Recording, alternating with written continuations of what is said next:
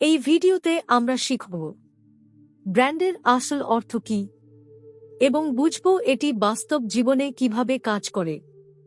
Hello, the ট্রান্সেন্ডেন্টে আপনাকে স্বাগতম।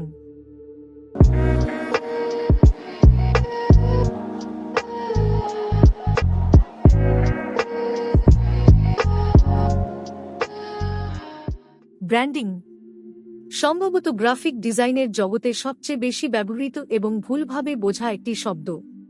এটি এখন এমন একটি শব্দ হয়ে উঠেছে যা লোগো, আইডেন্টিটি সিস্টেম, স্লোগান এবং ওয়েবসাইট সবকিছুকে বোঝায়। এমন মনে হয় যেন সোশ্যাল মিডিয়ার সবাই একজন ইনফ্লুয়েন্সার এবং তাদের নিজস্ব ব্র্যান্ড। তাই ব্র্যান্ড কি তা নিয়ে শুরু করার আগে চলুন ঠিক করি কোনটি ব্র্যান্ড নয়। প্রথম এবং সবচেয়ে গুরুত্বপূর্ণ হল, একটি লোগো কোনো ব্র্যান্ড নয় যদি না সেটি কোনো গবাদি পশুর উপর থাকে। একটি লোগো কেবলই একটি লোগো। এর কাজ হল প্রতিষ্ঠানটিকে চিহ্নিত করা। এটা বর্ণনা করা নয় যে তারা কি করে। ব্র্যান্ড হল একটা প্রতিশ্রুতি, সুনাম আর একটা বড় ভাবনা। এটা একটা খুবই মূল্যবান সম্পদ। একটি ব্র্যান্ড মানসিক সংযোগ তৈরি করে, তা ভালো হোক বা খারাপ। আমরা ব্র্যান্ডের প্রতি আনুগত্য দেখাই অথবা সেগুলোকে প্রত্যাখ্যান করি। চলুন প্রতিশ্রুতি দিয়ে শুরু করা যাক। ফেডেক্স এর মতো একটি ব্র্যান্ডকে দেখা যাক। ফেডেক্স একটি ন্যায্য মূল্যে দ্রুত ডেলিভারি, পেশাদারিত্ব এবং দক্ষতার প্রতিশ্রুতি দেয়। ব্র্যান্ডটি অন্যান্য পরিষেবাও দিতে পারে, কিন্তু এটাই মূল ধারণা যা আমরা আশা করি। তাদের সমস্ত কমিউনিকেশন, বিজ্ঞাপন এবং মেসেজিং ফেডেক্সের এই প্রতিশ্রুতিকে আরও শক্তিশালী করে। এরপর তার সুনাম কি? যদি ফেডেক্সের সাথে আমাদের অভিজ্ঞতা ভালো এবং নির্ভরযোগ্য হয় এবং আমরা তাদের কাজের পদ্ধতি সমর্থন করি, তাহলে তাদের একটি ভালো সুনাম রয়েছে। এই সুনাম কেনা যায় না, অর্জন করতে হয়। এর উল্টোটাও সত্যি। বছরের পর বছর ধরে এনরনকে আমেরিকার অন্যতম সেরা উদ্ভাবনী সংস্থা হিসেবে প্রশংসা করা হতো। বিখ্যাত ডিজাইনার পল রান্ড এর লোগো ডিজাইন করেছিলেন।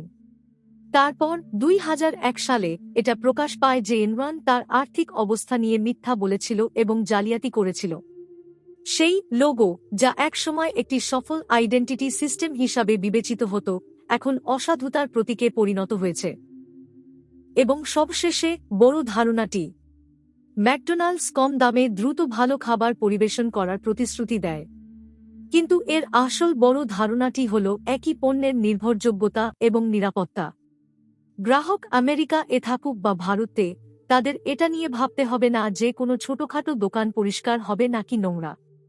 তারা একটি ধারাবাহিক অভিজ্ঞতার জন্য ম্যাকডোনাল্ডস এর উপর সম্পূর্ণ নির্ভর করতে পারে। আমরা সবাই স্বভাবতই একসঙ্গে থাকতে ভালোবাসি। ব্র্যান্ডগুলো এই একতার অনুভূতিকে কাজে লাগায়।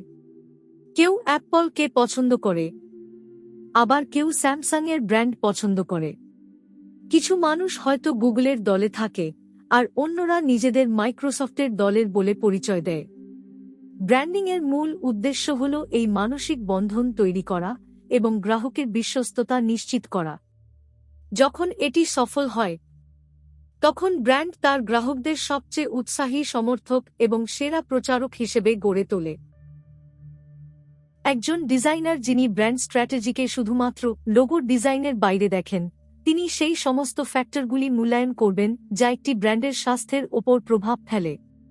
আমাদের কাজ হল প্রতিশ্রুতি, সুনাম এবং মূল ধারণাটিকে মূল্যায়ন করা।